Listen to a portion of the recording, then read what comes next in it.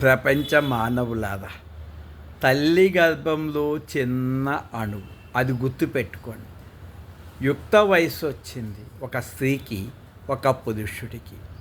వీళ్ళిద్దరూ చూసుకున్నారు.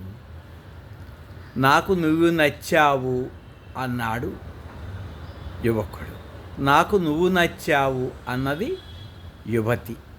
ఇక యువకులు పెళ్లి చేసుకున్నారు, సంసారం చేశారు, పిల్లలు పుట్టారు. భర్త చనిపోయాడు, శవంగా ఉంది. మరి ఇప్పుడు దాకా నాకు నువ్వు నచ్చావని చెప్పేది ఆ దేహమే కదా. ఆ దేహాన్ని ఎందుకు కాల్చేస్తారో చెప్పండి. అంటే 2 శవాలు పెళ్ళిళ్ళు చేసుకోవు, 2 మనసులు పెళ్ళిళ్ళు చేసుకోవు. అందుకని గార్డెన్ నిద్రలో నువ్వు ఆత్మవు, పెళ్ళే చేసుకోవు, లింగభేదమే లేదు. ఇదే ఆత్మ.